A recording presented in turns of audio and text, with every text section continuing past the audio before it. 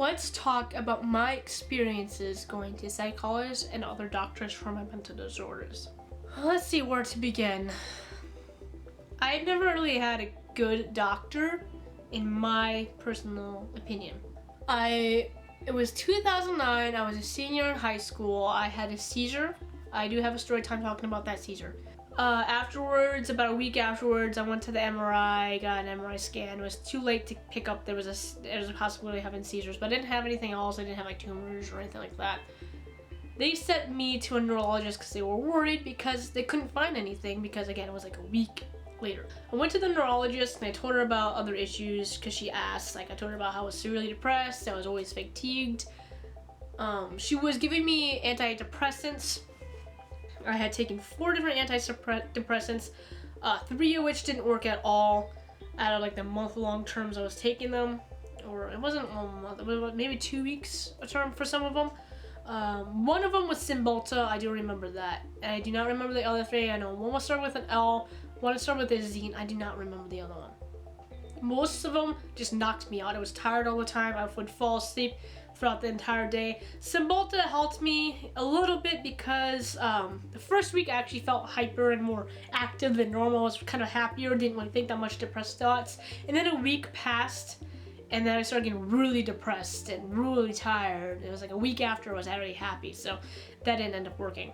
She started asking more questions. I don't remember the questions, but I remember my answers, which is like, oh, it's the voices. I can't keep doing this with the voices. And she's like, give me this like, what look? I'm like, yeah, I hear voices. And she's like, oh yeah, we're gonna have to send you to a psychologist. I was like, okay.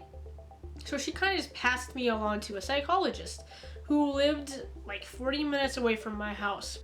We started seeing him. He was pretty expensive. My mom was the one first paying for it because at that time I was just at that age where she could still pay for it because I was still under her kind of thing. He was okay, but he always made me feel a little bit uncomfortable. He sat in a chair across from me and he would always have his, when you sit down in a chair, you have your own way of sitting. People sometimes sit with their legs in front of them.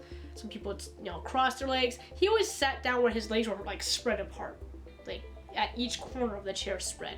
And that made me feel uncomfortable because when guys do that, you can sometimes, see where their junk may be depending on how tight the pants is. And it was just a really uncomfortable feeling because of that. I don't think he ever intended for that because he never did any other advances, never asked me any perverted questions or anything like that. But it just made me feel really uncomfortable. Like I always had to look away from him. And then every time we had a session, the first thing he would say was not, "Hey, how are you?" He would say, "So where are you taking me now?" I'm like, I don't know.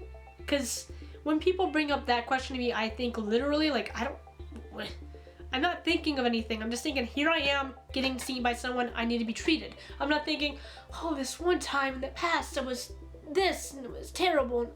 I don't think like that. I just never have. So when I'm in those type of places and they say I don't know, the last thing I need you to do is like, well, where do you think you're gonna take me? I need you to say, well, how was your ages how were you during these time of ages, or have the voices been bothering you, or have they making you see anything, stuff like that. But he never did that. He kind of made me bring in the conversation, which I was uncomfortable. I didn't know how to bring in the conversation, but somehow we did end up getting into some conversations. Around that time period, I had to go up to Wisconsin, and at that time period, I still have kind of a fear of planes.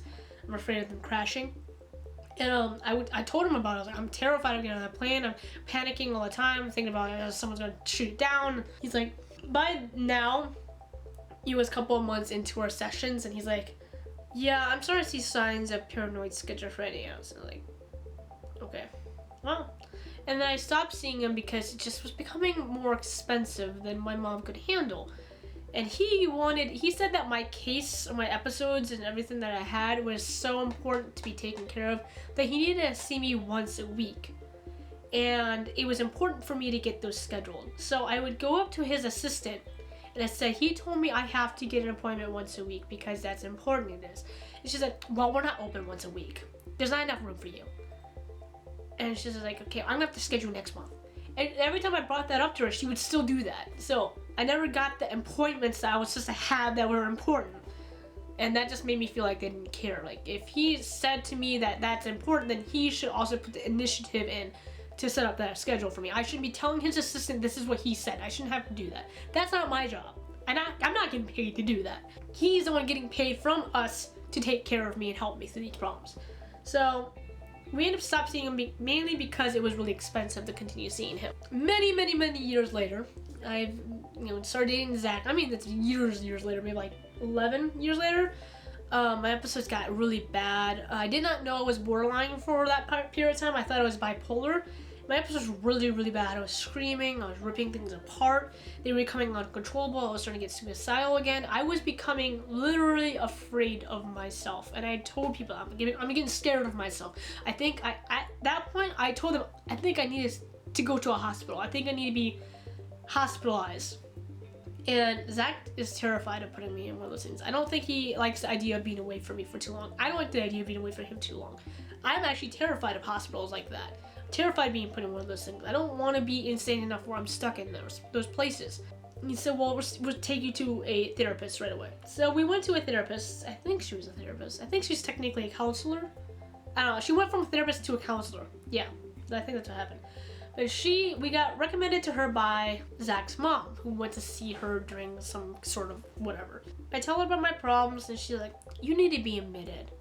You need to go to a place right now. And she told me exactly where to go. She gave me the address, she gave me the phone number, and she said, just go in there and say it's an emergency. They'll have to take you in.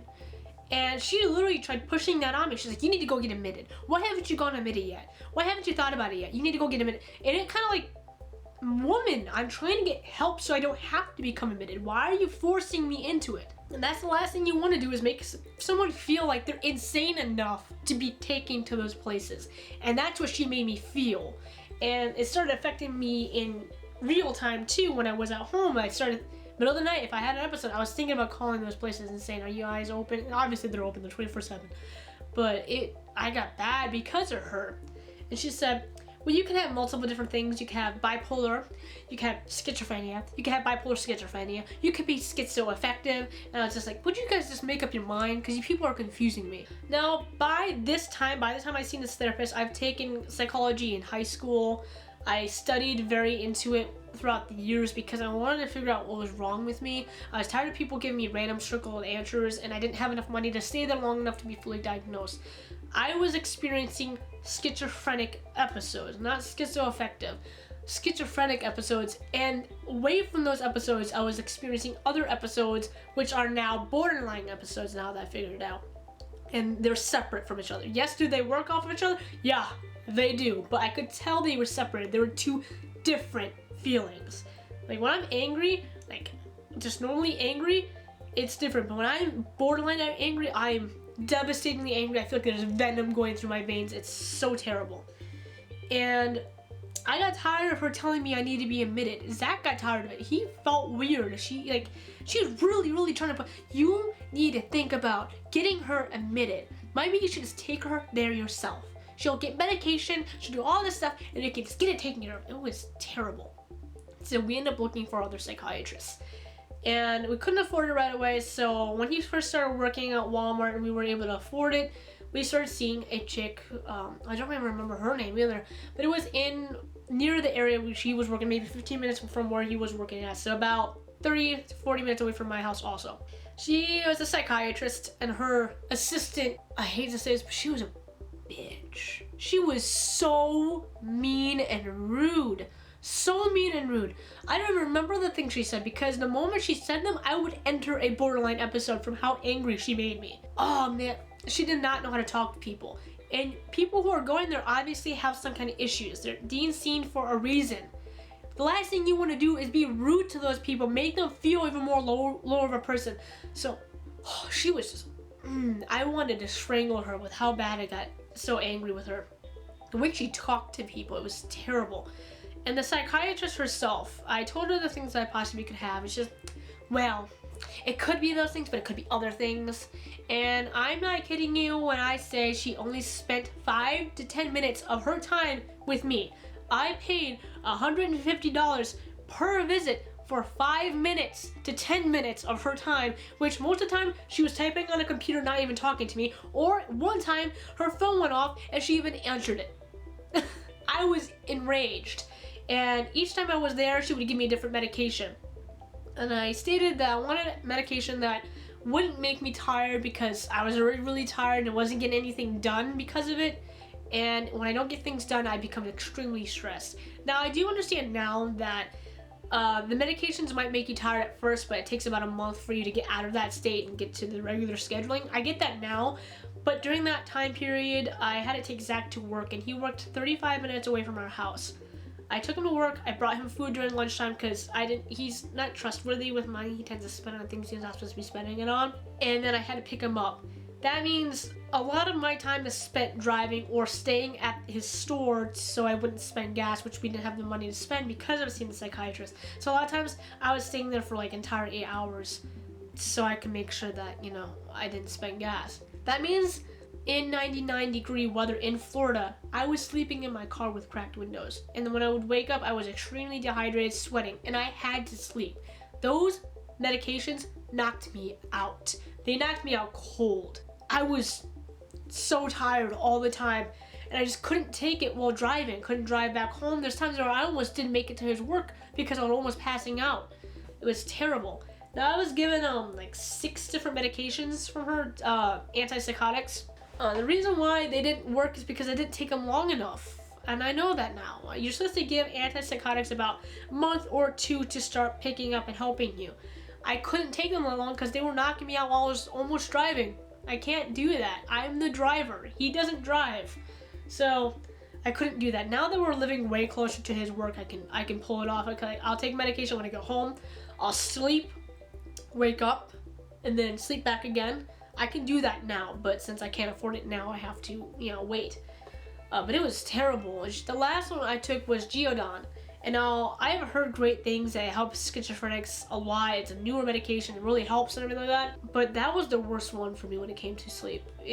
I am a type of person who usually can force myself to stay up if I need to. But Geodon, when my first night taking it, you're supposed to take it three times a day. But I took it that first time that night. And we were really into Supernatural and watching all the episodes. I literally knocked out before the episode even started. And I don't even remember knocking out. That's how bad it was. And then the next day I took it in the morning. I got to go home that day. I got to sleep a little bit. Then I took it in the afternoon like I was supposed to. And I had to stay there for the rest of the day because we had to conserve gas. And it was one of those knockouts where, I don't know if anyone else probably has experienced it, where you start knocking out, but for some reason your body doesn't want to fall asleep or your brain doesn't want to fall asleep, and you start having like spasms and you start having almost panic attacks because you don't want to fall asleep. That was happening to me. I almost fell asleep at Subway that was attached to the Walmart. I almost fell asleep in my car, but my body didn't want to sleep, so I started having panic attacks. So I started taking 5-hour energy drinks to help keep myself awake so I wouldn't have panic attacks. But then I started having panic attacks because of the 5-hour energy drinks, because I have a heart murmur and my heart was freaking out. It was so chaotic because of that one medication. I couldn't handle it. I didn't take it the rest of the time until I went back to it. I said, you're giving me stuff that I can't handle right now. And she's like, well, I'm going to send you to a therapist. Thankfully not the one that I had recently seen. And she's like, I'm going to keep a track with her and we're going to keep communication. So she sent me to a therapist. I only had one sighting with her. For that is because her building was a rented out house. And that made me feel odd because people were still technically living there. So it was weird and I didn't feel comfortable. She was a nice person, don't get me wrong. She was a really nice person. I probably would have gone back to her if it wasn't in a very weird and not so good area. And I was like parking my car in front of someone's house. It was just uncomfortable. We didn't see her. We were sitting there for 30 minutes to 40 minutes before she took us in to begin with, which kind of pissed me off because I'm paying money for this. Good money for this, by the way. And she was the one who actually said to me, I don't think it's bipolar. I think it's borderline. Now, at that time point, I was so sure it was bipolar. I didn't know anything about borderline. I knew nothing. It's more of a newer thing now. People are just finally now talking about it. I'm pretty sure you have borderline. This sounds like borderline with possible schizophrenia or schizoaffective or something along those lines. Or schizophrenia episodes or schizophrenic episodes, something like that. And she really talked to me about it. She helped a little bit, but at that time I was so sure it was something else, and that was wrong of me. I should have listened to her. She's a specialist. But I had to stop seeing them altogether because after that appointment, when I went back to my psychiatrist and I told her about it, that day they decided to make us start paying up front. Now, the thing about that is, the reason why I was able to pay to begin with is because I had problems paying, I had financial problems. They had a website where I was able to pay in like amounts that would help me for my financial problems. So I was allowed to pay through like online thing associated with their company. That helped me. That allowed me to pay for it because I was able to pay in time to the next like time I would see her, which would be like a month later or like 3 weeks later. It was always enough time for me to pay for it off. But all of a sudden, the assistant was like, no, you have to start paying up front. So that's like $150 to $170 I would have to pay up front that I might not have because that's the reason why I was paying online. I was like, are you kidding me? And she's like, no, I'm not kidding you. And this is how she talked to me. You have to pay up front. If you want to see her, you have to pay up front. So if you don't pay up front, you're not having this appointment. I said to her, I guess I'm not having this appointment then. And I left. And I didn't see them since because obviously the woman did not care enough about me to spend more than 10 minutes. Psychiatrists are supposed to kind of sit with you and still talk to you about your episodes so they can figure it out themselves also, because that's how they're supposed to prescribe this stuff to you. They're not really, I've never heard of a psychiatrist send you to another person unless if it's really essential like group therapy and everything like that. That I understand because that's part of the process, but she didn't spend more than 5 to 10 minutes to even get to know me. So it was bad. It was extremely rude. She was mostly spending her time on her computer or playing on her phone, talking on her phone. Now that I'm living in Georgia, I have seen a regular doctor because of physical ailments and because of all the things. Again, that cost me $170 just to see a regular doctor nowadays. And I have to pay up front with that too. But anyways, I told them about my issues, my mental issues and everything. They're like, okay, we have to get you seen by someone. Now, when I did move up to Georgia, I was doing more research on borderline because I just had this feeling I had to look into it. And I did, and I read things about her. I'm like, oh my god, she was right. My episodes fit borderline perfectly compared to bipolar. Bipolar was always a little bit off. I was like, maybe I just have different symptoms because it's mixed with schizophrenia. So it might have been schizoaffective at that time point of thinking. But in reality, it was borderline. And this is borderline. This is schizophrenia. I can tell the difference now. I can see the difference now. I have schizophrenic episodes. I have legit delusions. I have legit hallucinations. I have legit voices. I have legit schizophrenic episodes, and they're probably paranoid episodes. They're probably what it is. It's probably paranoid schizophrenia or I can't remember the disorganized schizophrenia. It's probably one of those two for me. But I know for sure I also have legit borderline. I have legit borderline episodes. I get the impulsivity. I get the enraged feelings. I get the extra amount of feelings. When I'm feeling depressed, I'm heavily depressed. When I'm feeling sad, I'm heavily sad. If I'm ever happy, I'm actually very, very happy and energetic. It's bizarre, but it's two separate. I can tell they're separate. And explaining this to the doctors, the reason why they had a problem with declaring them separate is because schizophrenia is such a severe disorder along with borderline or bipolar. They don't want to conclude it until they've seen you long enough to say it for sure. And I never stayed at them long enough to say for sure because as you can tell with what I explained to you, I went to bad doctors, and Florida's kind of known for that, as having kind of those type of doctors especially in those areas. It's sad, but it's true. But being here in Georgia, learning about that I have borderline, I've been able to help myself a lot better now that I know that's borderline. Been able to help control a bit more-ish, not really. But here comes to what I'm about to explain to you now. Going to my regular doctors, I told them about my issues mentally. They gave me, what are they called? Referrals to see doctors. They would always give me about 2 or 3 of them to see psychiatrists in the area. My problem is you're supposed to call them, or they're supposed to call you. When the referrals go through, they go to their offices too. They're supposed to call you also, say, do you want to make an appointment? Your doctor said this stuff. And they never did. So I would always have to try calling them. And the first 2 I got, they never answered. Never answered. I went to voicemail, asked them to call me back. Never, ever called me back, ever. Did I decide to go to their addresses? No, because I'm like, I don't have the money right now. I just wanted to see prices, wanted to call them to get prices, and I don't have time to go see them because I would like Zach to go with me so he can understand, he can get a feel about it too, because he's also my caretaker.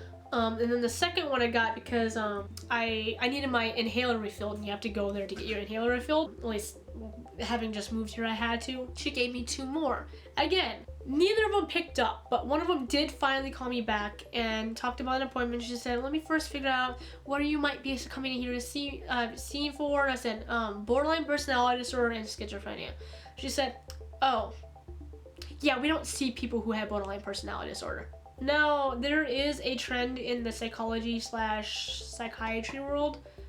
People don't want to help people with borderline personality disorder because of the speculation that a lot of people are making this stuff up, or they're super aggressive, and what doctors describe people with borderline personality disorder are selfish, but that's just a mean term people like to say to them. Well, I'm not really a selfish person. Just during an episode, I can be very, very selfish. So I guess psychologists don't like to deal with borderline personality disorder because of those type of episodes and the possibility of having one during the session, which they're supposed to be trained to handle. But that was the first time I've ever had someone tell me, no, I can't see you because you have this issue. And after that, I haven't been back to my doctor. And the funny thing is, I've never heard anyone say that to me, ever. Discrimination for a mental disorder. I'll admit to you firsthand, what do I fear most between my mental disorders? I fear my borderline the most. It is a scary, scary experience to see yourself yelling, hating on the person you love most, and not having that control. And then once you come out, you're like, oh my God, what the hell did I just do? What am I? Am I a monster? And you start hating on yourself so bad. Having those episodes, you're not just tearing up the person, you're tearing up yourself too, because you can't control it. You can't control anything you're saying. And most of the things you're saying, you don't even mean. You're just saying them because you just want to tear those people down. And it's an awful, awful disorder. I don't want anyone to have to experience that. It's a terrible disorder. I always apologize to Zach every time he has to walk into those things. I always try to find ways to make it up to him. I always try to remind him, please don't take it on me. It's not my fault. I'm trying to get help. And it's even him, that reason why I'm not being seen right now, actually. We have to pay for Florida, to go down to Florida, so we don't have any money on us right now. And he said, well, what money we do get in, we have to save to go down to Florida, so we have a place to stay at, like a hotel, and etc. So we can't see a doctor until after Florida. Florida's in May. I said, you're not putting my mental health first? He's like, well, I can't, hon. We need to save the money so we could. I get, but in a way, it's like, no, this is extremely important. This is the first thing we should be doing. So, any extra money right now has to go down to Florida because we have to, save up for a hotel. But anyway, that is my experience. I hope you guys see the issue that I had, and I'm not the only one who sees it. And hopefully, when I am able to look up more doctors, I'll find one that actually gives a damn about me and actually tries to help me, and who I can actually afford to be seen like I'm supposed to. So I hope you guys enjoyed. Like, comment, and subscribe. If you want anything particular, leave a comment down below and tell me. Thank you so much for watching.